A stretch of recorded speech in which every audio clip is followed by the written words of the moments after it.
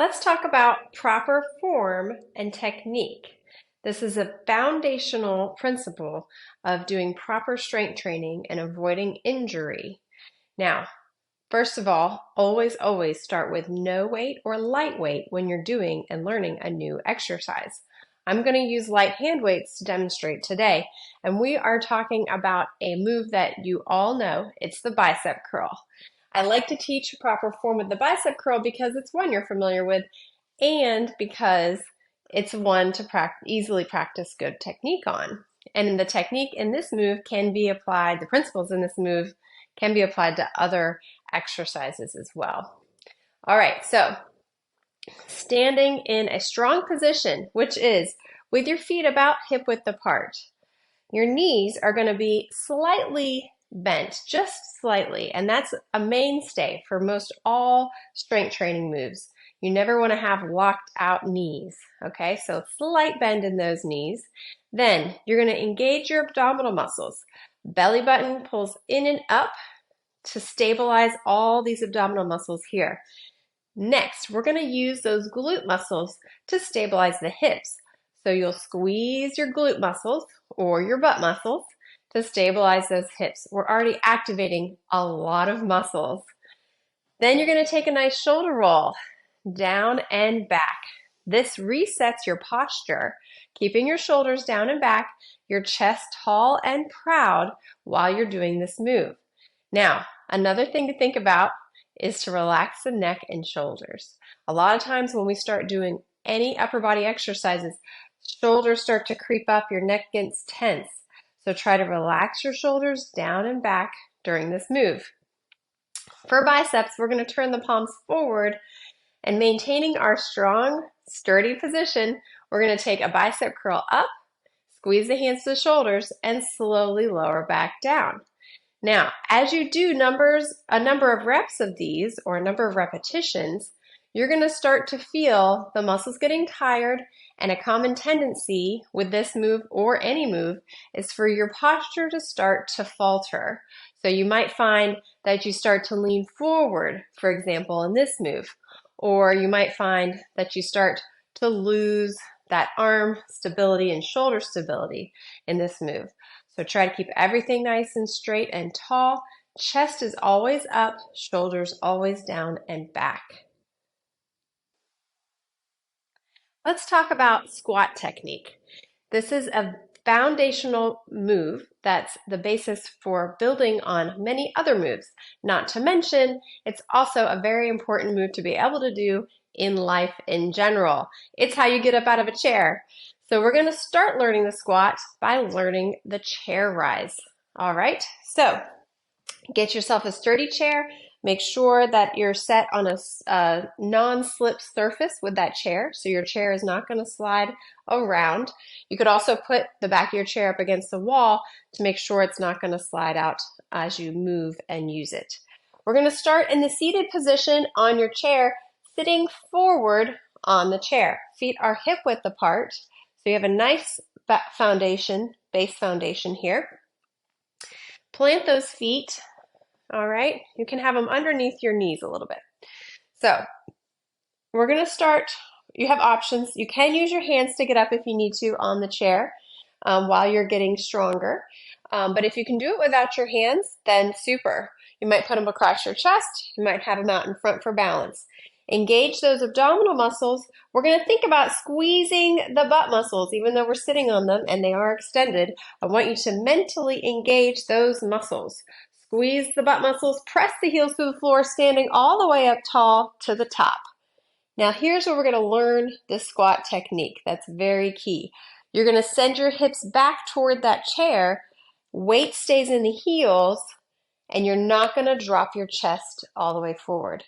Common tendency people want to do is they want to lean forward like this to counterbalance their hips going back. I want you to practice keeping your chest up tall. One way to do it is to look at the corner where the ceiling meets the wall as you slowly go back, reaching your hips or butt for that chair, reaching back, and then slowly sitting down if you need to. Always make sure that chair is there before you sit down. Now, that is a tough move, okay? But you can build up to it. So we're talking squat technique. So from the chair, you're standing up, weights in the heels, pressing all the way up, squeeze the glutes, keep the chest tall, make sure that chair still hasn't gone anywhere, and then slowly reach back, lengthen the backs of the legs, reach back for that chair. Last minute, you can sit down. Good, so you can practice that move anytime you get out of the chair. Now, we're gonna take it to the next level with the chair still, but we're not gonna sit down in the chair. So, arms can be across your chest or on your hips or out in front.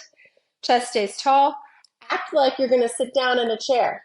You see how I can almost wiggle my toes at the bottom of my squat? You want your weight in your heels. Press through the heels, squeeze the glutes as you come up. Good. Lengthen, send those hips back, and slowly come up. Now we're just doing a top half squat here. This is next level. Reach back for that chair. Having the chair there helps you practice sticking your hips way back. That keeps your knees behind your toes. Because what we don't want to do is put pressure on those knees. And if you don't keep your hips going back, this is what you get. Right? And we're also not working the glutes when we do that. The glute muscles, right here, your butt muscles, need to be extended and then squeeze to contract, right? Okay, so our next move, next level, is to go without the chair. And we do a standard squat. We're still going to think about having an imaginary chair behind us. Feet are hip width apart still. And we're going to take a weight, or take our arms in front if you need to. Send those hips down. Maybe you're going a little lower. Hips are still way back. Weight still in my heels. Knees stay behind my toes. Chest is still up. And then pressing all the way up. This is the top level. This is the full exercise here. Hips go back. Your abs are working as well, if you might notice.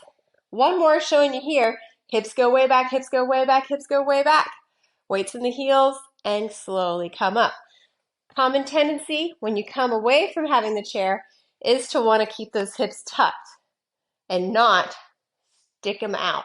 You really have to stick your hips back or stick your butt back to get your knees in a line and to do the exercise right. So that's your squat technique tip. Now let's learn technique for a bent over row. You can do this move standing or seated, and you'll see it in some of my workout videos.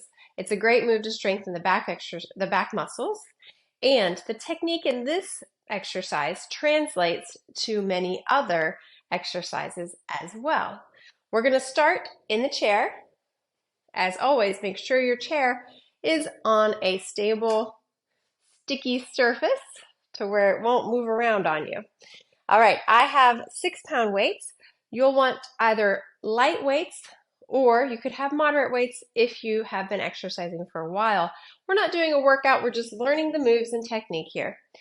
So we're going to sit down, feet are hip width apart, chest is tall. We're going to lean forward. Now, this tip forward is key. If you're not able to tip forward and you do this move, you're working different muscle groups. So we're trying to work the back muscles. In order to work the back muscles, you'll have to lean forward to work against gravity. Okay? So we're leaning forward as much as you can, but the chest is lifted. Common tendency here is to round the back out. All right, so shoulders down and back. Shoulder roll is a good thing to do. And then chest is up tall. And here we go. We're drawing those hands up towards your hips and lower back down. The idea is that you're squeezing your shoulder blades together behind you and lower back down. That's the seated version. Squeeze and release. Now I'm going to show you the standing version. It's very similar. Same technique. Flat back, squeezing the shoulder blades, taking a shoulder roll. Good. Now, for this move, we're going to do a split stance. We're going to bend the knees slightly, separate those feet so that you can lean forward. Because you're leaning forward in an unsupported way, we don't have the chair anymore, and we don't have anything in front of us, You're going to want to make sure you're turning on and engaging those abdominal muscles. Pitching forward here, back is flat, chest is now looking down at the ground, and you're going to squeeze those shoulder blades together. Same thing, and release. Squeeze and release. You can bring that chair back, have it here beside you. We're going to set one dumbbell down, and I'm going to use either the side of the chair, or you can turn it and have it in front of you here, whatever's most comfortable for you. And same position, lean forward, back is flat, but now we have support with the chair. Your chest is lifted, belly into the spine, back is flat, and you do a one-arm row. All right, that's technique for a back row. And that technique translates to other moves such as deadlifts or any time you're doing any exercise in a forward-leaning fashion. Back is always flat, shoulders squeezed together, belly into the spine.